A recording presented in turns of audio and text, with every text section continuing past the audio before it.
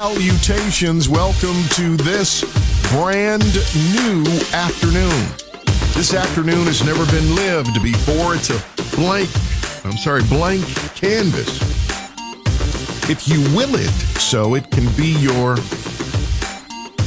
masterpiece. Here's how you do the afternoon. Think of 3 things for which you're grateful. And then do the afternoon, the evening with all the joy, wonder, enthusiasm, and gratitude you can muster. Hashtag TYG, turn it up. Oh boy. Early voting starts tomorrow. Can you believe it? We got a big primary. Election day is Cinco de Mayo. Lots of candidates on the list. Go to knoxvotes.org to look at the sample ballot. On that ballot, you will see one Justin Biggs, who is running for re-election as trustee. He is in studio with us. We're talking to all of the candidates. Justin, welcome to the broadcast. Thank you, sir. I appreciate your time. Thank you for having me. Let's go back in time for those who don't know you. Who are you? I am Justin Biggs. I have the pleasure of being your Knox County trustee. Born and raised right here in Knoxville, Tennessee, 6th generation East Tennessean. Came here, my family came here many, many years ago. My mother is from Big Stone Gap, Virginia. My father's obviously from here. We lived up in, well, not we, my many generations from now lived up where the Smokies were before they were the Smokies. And then we trickled down to Knoxville whenever they came in and made it a national park. And that's how we ended up in Knoxville, Tennessee. Then I come along many, many moons later. Lived here my whole life, raising a beautiful baby girl, 9 years old. My daughter's 9 now, which is crazy. Whenever I very first came on here, when I ran for commission, she was months old. And now she's 9. 9. Wow. And so had the opportunity to be on county commission, and I have done my first term as your Knox County trustee. I'm sitting here today very pleased to be able to talk to you about that and all of our great success we have. So. For those who are uninitiated, I don't think on a regular Tuesday, let's say it's Tuesday, August 15th in 1996 or 2016, I don't think the average person wonders, I wonder what's going on at the trustee's office today, right? So for people who are uninitiated, what is the trustee? What does the trustee's office do? Perfect. Great question. In 96, I hope you were watching the Olympics in Atlanta, right? but if you want to know what the trustee's office does, just think of it kind of as your county's banker. I take your property taxes, and I invest those monies properly. Also, we're one of the only counties in the state of Tennessee that's a charter form of government. So we also collect our delinquencies. We hold our tax sales. We also distribute all of our state needs and programs, tax relief, tax freeze, disabled veterans benefits. I do all of my own investing. I have my own investment portfolio. We also do all of our own bankruptcy cases, all of our own personal property, all of our real property, agricultural, industrial. It's a much larger company, if you want to call it, than it is in some of the other 95 counties because we have a lot more in our wheelhouse. In some of the other counties, those duties would be passed off to other clerk and masters and stuff like that, but we do it all here. Budget and number of staff. I have 37 on staff. And our budget, Knox County has a $1.1 billion budget. That flows through your office. It does. And you know, one of the things about that is a lot of people don't understand kind of where the budget comes from and where it goes to. And property tax is a portion of that, but it's not all of it. You have different taxes, hotel, motel tax, that's handled in a different office. You have wheel tax and stuff like that. And, you know, $700 million of that 1.1 budget actually is in general purpose schools, which is 63% of that budget. $700 million. What have you done since you have been trustee? So, I've worked in the trustee's office for nearly 2 decades. And whenever I come into the trustee's office, first off, a lot of people see the trophies, but they don't see the training ground. They see like some of your accomplishments and they think it's me. It's not me. I got a great team. I have a great team. So it's not just me. It's me and my amazing team. What we've done is we brought government to the people. whenever I was coming in 2022, I looked and I thought, man, a lot of people talk about government, and I really need help here. I really need help there. I need, I don't want to go and pay to park and have to go into the city county building. We offer 5 satellite offices. And so we had an opportunity to basically, as a pilot program, start a mobile office program. And it's got some heat and some kickback, but I've never had an opportunity to really explain it. I invested money into this pilot program for our mobile office where we could go out and bring government to the people. And since then, we've done about 5,000 home visits to our elderly and our disabled for our state programs for tax relief, which makes you get a reduction in your property taxes by about $100 if you make under a specific threshold.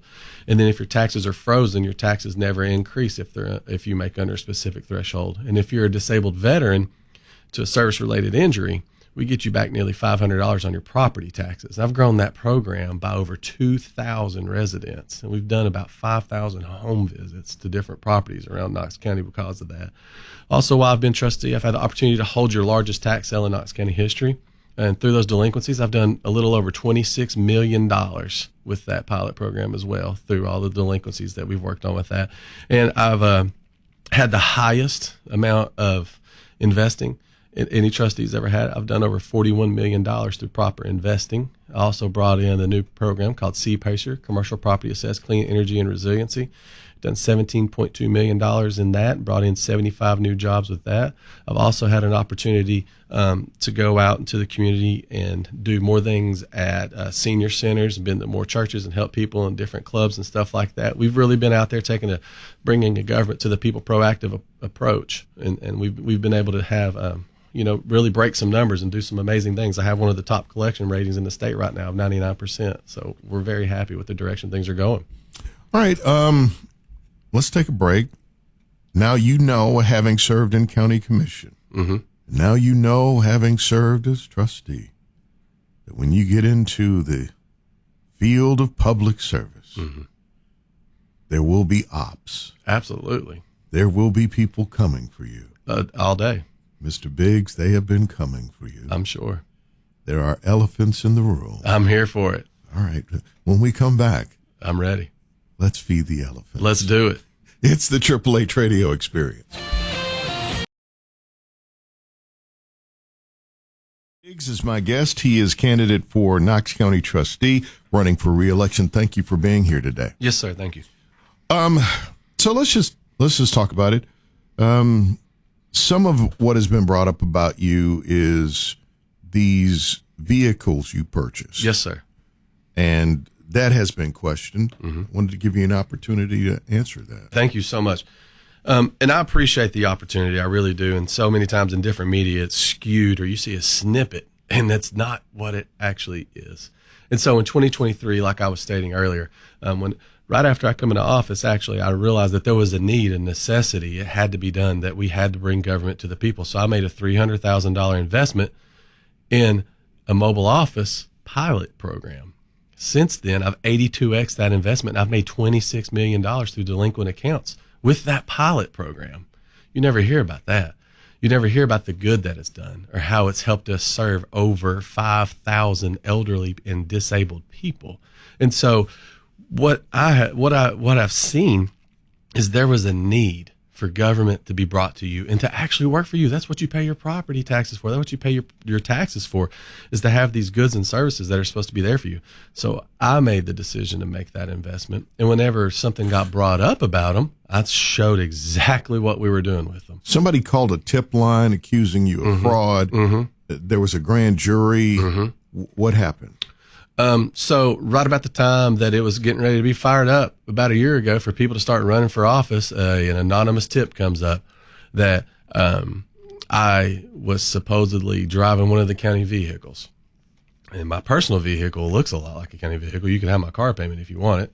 It's hefty because it's a really nice car, but it's not that. What we have is rubber floor mats, no step rails, cloth. I mean, people think it's these luxurious vehicles, and it's not. It is not. The outside may look it, because it's not just a regular white government vehicle, but we entered in the enterprise rental agreement, and we took what color we could get to service the people as so we could. And so long story short, a tip line was called in about the time that it's time to start running for reelection or different offices. Funny, right? And then what happened is the audit came down and they started talking to me and they said, "Hey, have you ever driven a truck?" I said, "Yeah." They said, "When and where?" And I said, "Well, I was on the County Officials Association of Tennessee, which is a board you have to be elected to by your peers. And I would go to class and I would do this and I would take it out of county and take my laptop, take my printer, take my, thousands of dollars of Knox County equipment." And I was thinking, well, hey, if I'm driving my personal vehicle there and something were to happen, it looks really bad if I have this Knox County equipment in there. I think I should be driving a Knox County vehicle. And that's what I did. And whenever the comptroller ended up coming a few months later, he asked me the same thing right there in my office. And I said, yes, I did. And I've never said I haven't. I always said, yes, I was going to class and I was trying to learn so I could come back here and earn for the citizens of Knox County, which I've done. And so in that, whenever I was talking with them, I told them what I was doing. And he told me the amount of times that I did it, which was a very minimal amount. And he said, "Well, you're not allowed to do that." And I said, "Well, I did not know that I couldn't do that. And I'm sorry, how much did it cost? Because I want to pay that back." I didn't know. I had no idea that I couldn't do that. So he told me the dollar amount and I wrote a check. And then what happened from there is we have seen an opportunity for some bureaucratic people to get in there and just try to divide that wedge, because guess what? It's re-election season and they want to do whatever they possibly can to try to not give me opportunity to be your trustee next term, even though my numbers are record breaking and the best that the Knox County Trustee's Office has ever seen. What do you want to do next? If you are reelected, what are the big things you want to do? One of the things that I don't think a lot of people understand about the trustee's office is I would love to have 100% collection rating. That'll probably never happen. There's always going to be a delinquent account out there somewhere. What I would like for it to be is I would like for technological advancement to be in place. So things like a barcode can be placed on your tax statement, and it's going to specifically go straight to your tax statement. You scan it with your phone. Whenever you scan it with your phone, right then you can pay your property taxes with a $1 e-check or your credit card for 2.5%. A little bit of technology at your fingertips. I think that would help tremendously. What that's going to do is we're already building a database now with your emails. So that way, if you call in and you have questions and we take your email and we're emailing you things of that nature, we want to be able to email you an opportunity for you to be able to get your property tax statements. Whenever you get your property tax statements, you can still do it by paper or you can also do it by email. That way you can get them a little bit earlier and pay if you would like. The next thing is I look forward to working closely with the next mayor to make sure that we bring the appropriate funds to avoid a tax increase. If you look at what we've done so far with the 26 million, the 41 million, the major property or the major thing that we're doing right now is you've seen we've avoided this tax increase, which is a hot button issue. It's because of the hard work from my team and I in the Knox County Trustee's Office. So I want to keep pushing that initiative forward. And more than anything, I just want to keep bringing government to the people, taking care of our elderly, taking care of our disabled veterans, taking care of the people that don't have the opportunity like you and I to get up and go and take advantage of the goods and services at places, and they need to be brought to them. What are you learning out on the campaign trail? You've run for office, different offices, so this is not new to you. No. Is anything surprising you? Are the citizens of Tennessee, East Tennessee, saying anything to you this time around? Do they care about the trustee's office? I don't mean that in a negative way. No, I don't take it that way. Once we start talking, we're telling people how the money we bring in, the dollars we bring in are benefiting our schools and making sure that our deputies have pay increases and our teachers are well paid and those aren't leaving to go to other counties. And we start talking to things about that. The thing that everybody's talking about that we see on the campaign trail when we're door knocking or whether I'm out at a HOA club or something, they're talking about safety. And a lot of people are talking about infrastructure. And so here's one of the things that, you brought up commission. So I'll just give you a quick little timeline. Whenever I was on commission in 2020 and COVID came, and then let's say 2 years into my term as trustee, so 2024, right around that time, there's been 30,000 new people moved in those 4 years. That's a lot. There's been 30,000 new residents moved to Knox County in those 4 years. And one of the things that's crazy to me is the only thing we see is a lot of rent going up. I think I saw a statistic the other day, and I think that rent's gone up about 56% across Knox County, which is absolutely crazy. But where's the income raise at? And a lot of people are talking about we used to call it affordable housing. Well, now affordable housing is median housing. Did you say rents have gone up 50? What did you say? Rents across Knox County. Rents across Knox County have risen 56%. Over what time period? Between 2020 and 2024. That's crazy. That's crazy. From 2020 to 2023, the average Knoxville rent increased by 56%. That's while insane. Average income only increased by 3%, the fourth highest rent increase of all metro areas. Wow, that's a number. More than one-third of households in Knox County, 34.4%, are renters, and more than half of the households in Knoxville are 53.4% renters. That's a stunning number. Yeah, that's a stunning number. Yeah. If people want to learn more about you, and where will you be tomorrow at the start of early voting, and how's the campaigning gone? The campaign's going good. I just want people to realize, in Knox County, you're the citizen. You deserve to be put on a pedestal. You, me, Chris. You all deserve to be put on a pedestal. You all are the taxpayers. You all are the ones that have actually done it, that have made the rubber meet the road in Knox County. And I don't think the Knox County citizens give themselves enough credit. And I'll go out. I could call it a high five tour every time. I'm like, hey, you guys are what do it. It's not us. It's not government. It's you guys that do this. And so, if you want to see me, my team and I will be all over the place. I'll be all over the place. I'll be mainly at every single voting location tomorrow. You'll be able to find me at every single voting location tomorrow. I have something early in the morning, but then after that, I've never been in a campaign. I've never run for elected office. I got a shirt that'll and I don't know what I would do, but do candidates, when they're out meeting and greeting, do they think about their drip? Do they think about their wardrobe? Do you try to? I've heard some people say that if you look too good, you look slick. In East Tennessee, you got to find that happy medium, because if you're too polished, too Gordon Gekko, it doesn't play well. Yeah. So you can't be that suit guy all the time. And a lot of people are. A lot of politicians just want to come in a suit and tie and just look. And I'm from here. So I'm the guy that'll walk in cowboy boots and blue jeans. You might catch me in some Air Max 90s and some joggers. It doesn't matter. Sometimes I have a hat on, and sometimes, I'm wearing a shirt, a T-shirt, or sometimes I'm in a sweatshirt. And sometimes you'll see me in a custom jacket like I'm wearing right now. No, you came in today. You were killing them when you walked in today. Right. And so it's about being a person of the community. And I dress the way I dress all the time. So sometimes you can come in and look good enough to represent in a suit or anything. But I always want to look good enough to represent our citizens, no matter where I'm at. Because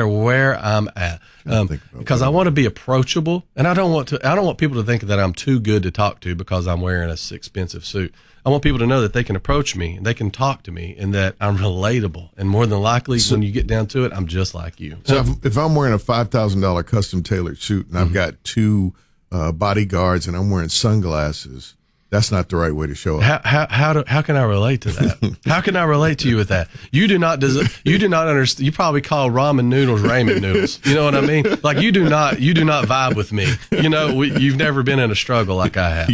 You're not from here. You ain't from here, right? Yeah. Justin Viggs, thank you for being on the broadcast today. Your website, how do people follow up with you? Check me out on Facebook. You just hop on Facebook or on Facebook, Instagram. More than anything, you can call me anytime, anywhere.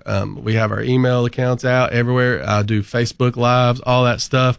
Back to the attire. If you see me, say, hey, I'll be in anything, because I know good, hardworking people all over Knoxville, Tennessee wear jeans and T-shirts too. So you might see me in one of those. Just come say, hey, love to get your vote, your support. I'd appreciate every single person that's listening right now. Thank you for being here today. Thank you for your time.